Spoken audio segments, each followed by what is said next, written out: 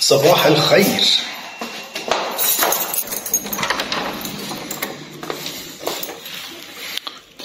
وسع كده يا باشا، بسم الله.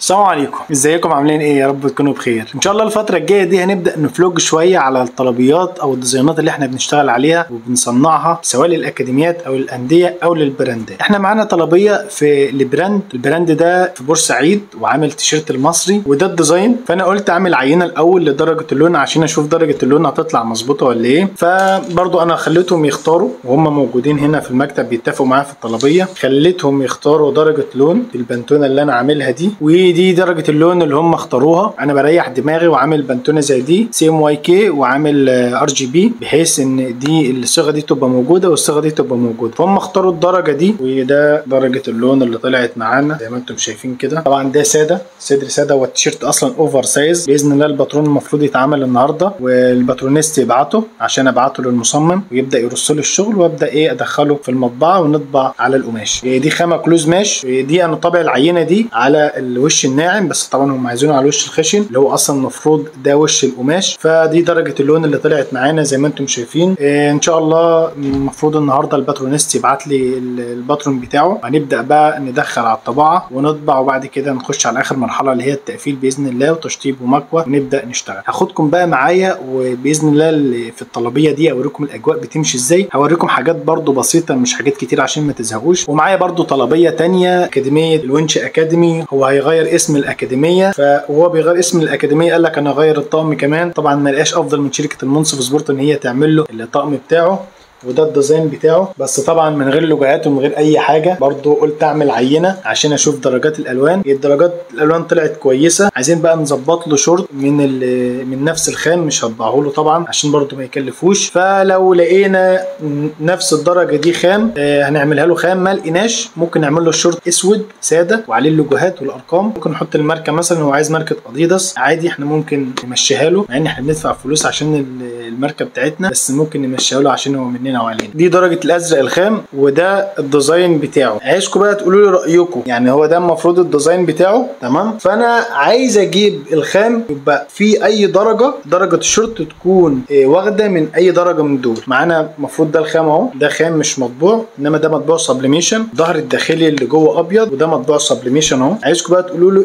ايه ينفع ولا لا، يعني ينفع اعمل له الشورت من نفس الدرجه دي. ممكن دي تكون الارضيه دي قريبه شويه برضه وده اغمق شويه، فهنقترح عليه كده. يعني هقترح برضو معاه اقول له دي الالوان ودي الخام اعملها لك من نفس الخام ده واحط لك اللوجوهات والارقام او اللوجوهات اللي انت عايزها، ولا اعمل لك الشورت اسود. ده مطلوب. انا في ناس يعني انا ايام ما كنت فاتح اكاديميه وكنت بروح لمصانع كان بيعمل من دماغه، لا انا ما بحبش كده. باجي انا اتفاجئ فاضطر ان انا استلم الطلبيه لان انا دافع فلوس وعربون وما فيش وقت، وعامل الوقت ده مهم جدا بالنسبه لي فالبس الطلبيه. لا انا بالنسبه لي المبدا عندي في الشركه التفاصيل دي بص بهتم بيها اكتر منك. يعني التفاصيل اللي انت عايز تتكلم فيها انا بهتم فيها اكتر منك. بحط نفسي مكان العميل، انا العميل عايز ايه ومن وجهه نظري انا بقول له طب ايه رايك. هو ممكن ما ياخدش باله، ممكن يحتاج حاجات اصلا هو يعني ما ينفعش تتعمل، لان الديزاين او الديزاينر اللي شغال على كمبيوتر بيحط اي الوان وبيحط اي شكل. في حاجات على الطبيعه ما تنفعش تتعمل فممكن تتعمل احسن من الديزاين. فانا اقول له طب ايه رايك لو عملناها كده، طب احنا لو عملناها كده ممكن دي تيجي مايله شويه. فيقول لي تمام عندك حق، نقرب الافكار بتاعتنا ففي الاخر نطلع منتج كويس ونطلع حاجه كويسه شكلها حلو هتنجحك وهتنجحني. وده المبدا اللي انا شغال عليه، ان انا شريك نجاح معاك. انت اما تنجح هتنجحني وانا اما انجح هنجحك، فبالتالي ان المصلحه واحده بالنسبه لنا. فانا النهارده هوري له العينه دي اقول له برده دي درجات الالوان اللي طلعت معانا بعد الكبس ودرجات الحراره وده الخام. اعمل لك الشورت خام من ده ولا اعمله لك اسود ساده. وبرده ممكن نعمل حركه كويسه في الشورت برده، يعني ممكن تاخد معانا وقت في التشغيل شويه، يعني الشورت يبقى من ال اعمل له فيه شريط من الجنب كده في اي شغل من ده، تمام، نفس النقشه دي، او اعملها له من تحت كده زي كولا كده من تحت، شريط من تحت كده، يبقى برده في نفس الشغل ده، يبقى جامد قوي لو اتعمل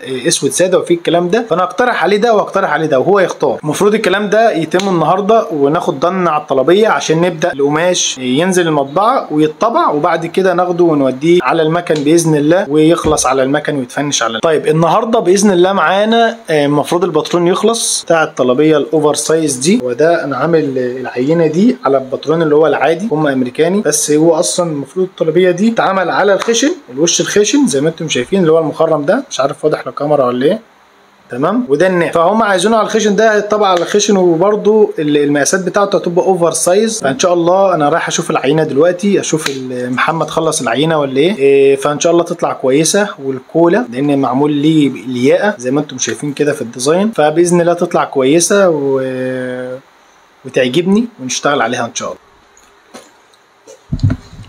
هنروح دلوقتي نشوف العينه الاوفر سايز بتاعه التيشيرت الاخضر ده بتاعه المصري، نشوف احوالها ايه عشان نعتمد الباترون النهارده والمقاسات بتاعته ونتوكل على الله فيها باذن الله. يلا بينا.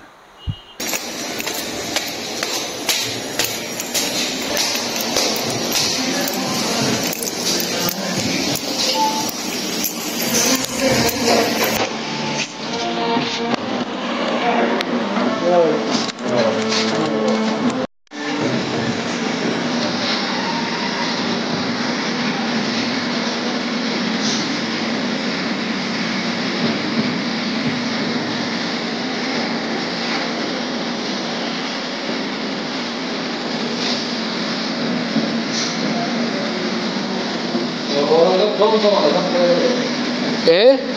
ولا بعض فوق ولا بعض يا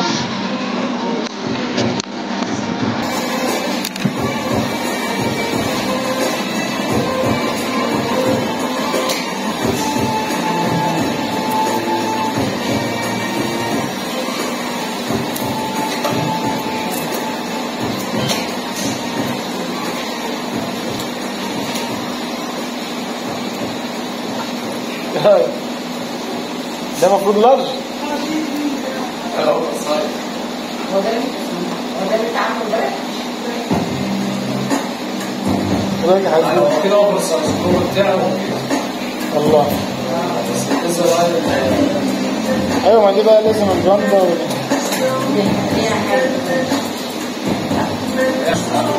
هو عاملها بالغلط، المفروض يعملها بالشرط. لا ليها عريض، ليها دي هتبقى كده. شفت 2 اكس و3 اكس هتعمل ايه؟ هيبقى اكبر طبعا.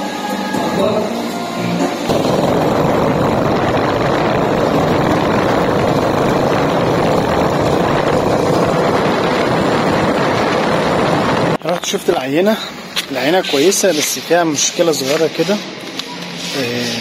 من عند الباندا.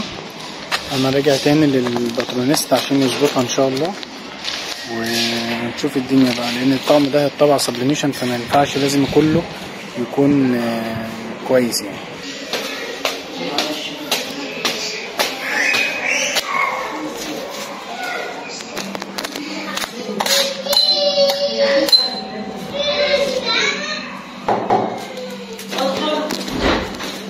السلام عليكم. عليكم السلام. شو انت موجود؟ ليتك ازاي؟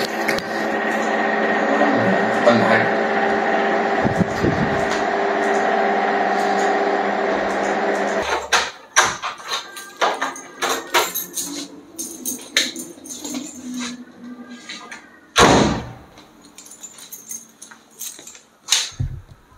مساء الفل. جبت العينة طبعا كان فيها مشكلة من عند الباترون نفسه، كان في مشكلة من عند الباندا من هنا، فاضطريت ان انا اروح للباترونيست زي ما انتوا شفتوا كده وعملتها.